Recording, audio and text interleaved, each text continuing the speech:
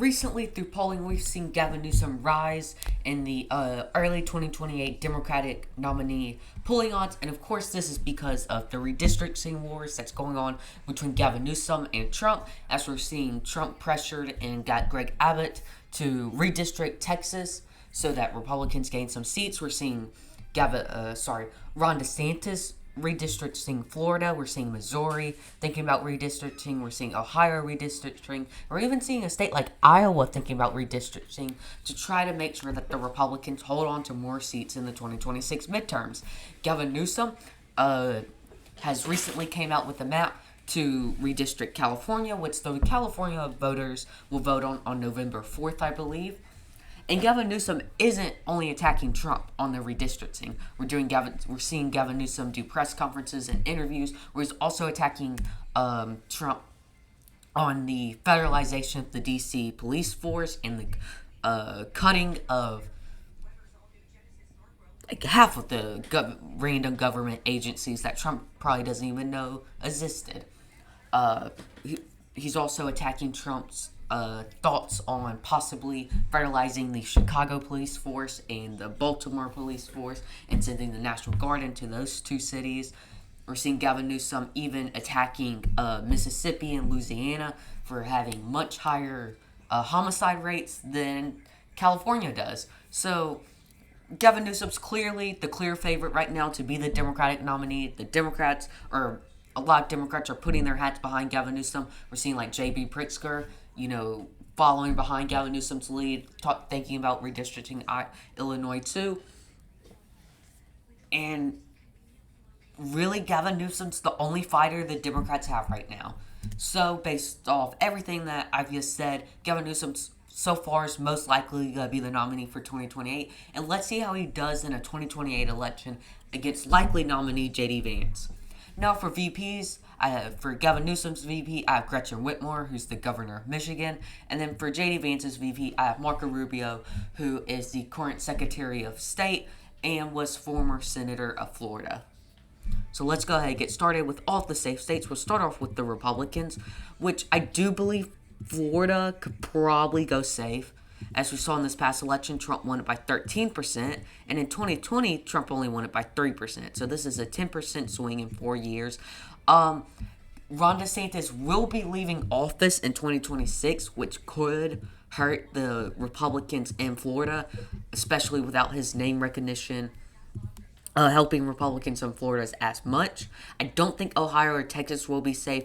J.D. Vance wasn't really the most popular Ohioan senator all time. They'll probably end up winning Ohio closer to 2020 margins like Trump did.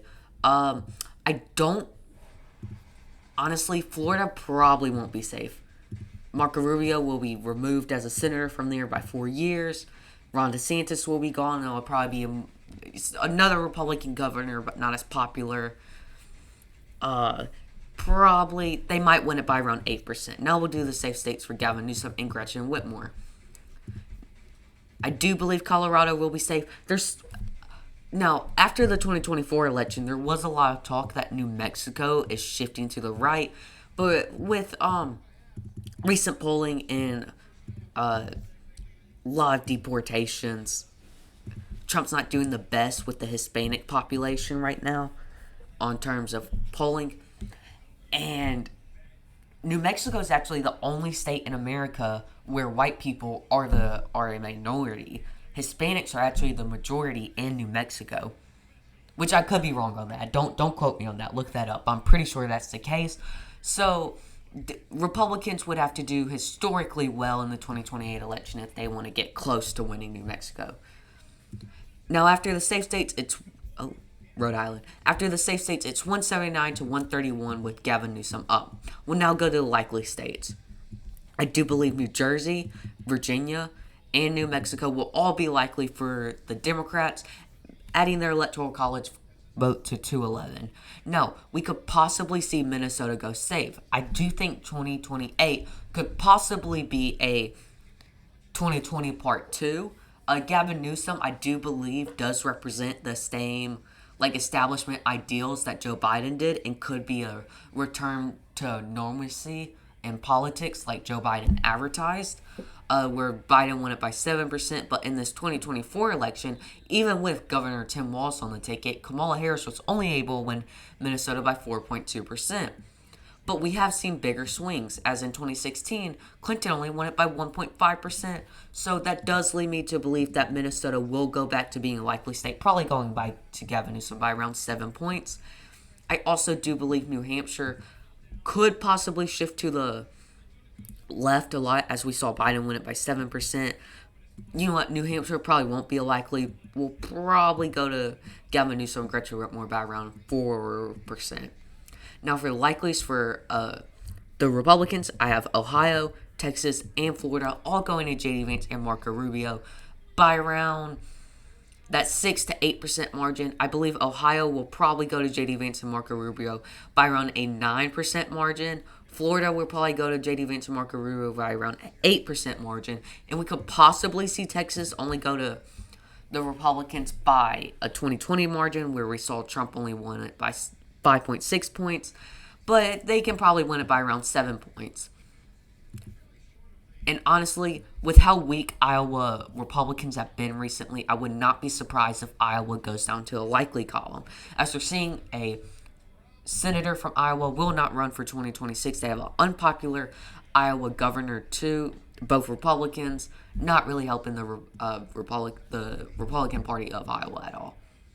I also do believe that this district of Maine will go to J.D. Vance and Marco Rubio by around 8 to 7%. So after all the likely states is 222 to 219 with Gavin Newsom up. Now, I do believe New Hampshire will probably go to Gavin Newsom and Gretchen Whitmer by around 4 to 5%. We do have to remember that New Hampshire only went to Harris by around 3 points, and New Hampshire also has a Republican governor too, and a Republican-held House legislation. Now we can get on to the true core 7 swing states. I'll go ahead and get Arizona out the way, which I do believe will still go to J.D. Vance and Marco Rubio by around a 3.5% margin. Marco Rubio could definitely help with the minority vote with J.D. Vance, especially with Marco Rubio. I believe he's Puerto Rican. Let me fact check that. Marco Rubio race. Marco Rubio is a Cuban American. Alright, sorry about that. Which definitely would help with the minority vote. Probably wouldn't help the Hispanic vote. Republicans probably won't win the Hispanic vote as much as Trump did, where he got close to, I believe, around 25-30% margin with the Hispanic vote. 2028 is probably going to be closer to like a 15% of the Hispanic vote. So I do believe Arizona will still go to J.D. Vance and Marco Rubio by around 3.5%, same margin that Trump won it in 2016. Now, Nevada, I do believe, is shifting to the right. Trump won it by 3 points. I do believe they will win it by a slimmer margin, maybe by around 2 points. Now, I do believe Wisconsin-ish will probably go to Gavin Newsom and Gretchen Whitmer, but only by around 1 point. But it was the closest state to swinging to Harris in the 2024 election. So if Minnesota's population rises throughout the next few years, maybe it could go to Gavin Newsom and Gretchen Whitmer by around 2%. But I do believe rural Wisconsin is shifting to the right and will continue to shift to the right, which will make it harder for Gavin Newsom and Gretchen Whitmer to win it. Although we can go ahead and give Gavin Newsom and Gretchen Whitmer Michigan, winning it by around 1.5 points. Gavin Newsom and Gretchen Whitmer is a very popular governor in Michigan. That would definitely help them win Michigan. Now, Georgia's probably going to be one of the toughest races. I do believe Georgia is shifting to the left. I do believe 2024. It was an off year. North Carolina has also been shifting to the left besides on a general level. They've elected 2 Democratic governors in a row. In 2026, it looks like they're about to elect Roy Cooper as a Democratic senator. After the Republican senator retired, and the Republican senator that did retire in North Carolina also voted against the Big Beautiful Bill. So even the Republicans that do win in North Carolina are slightly to the left of the Trump base in Congress. So I could see a world where Gavin Newsom and Gretchen Whitmer are able to win North Carolina, but without really any polling on a general level. As we saw, even in 2020, North Carolina still went to Trump by 1.3%. Maybe if voter turnout rises, we could see Gavin Newsom win North Carolina.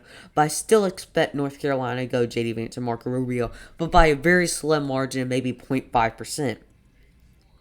Now, Georgia, I do expect to probably go to Gavin Newsom and Gretchen Whitmer in this election. The only way it's possible that like a more popular progressive third party runs, maybe not like a Green Party, but like a Democratic Socialist Party candidate rises, and that could be the reason Gavin Newsom and Gretchen Whitmer lose Georgia. But yes, if these are the only two candidates, I think Gavin Newsom could pull off Georgia. Now, with recent voter registration data, I do have to give Pennsylvania to J.D. Vance and Marco Rubio. For now, I do believe Pennsylvania will shift back to the left, or if Josh Shapiro's on the ticket, Pennsylvania will go to the Democrats. But without Josh Shapiro being on the ticket, governor of Pennsylvania, I do expect the Republicans to win it based off recent voter registration data. Anyway, thank you all for watching, and peace out.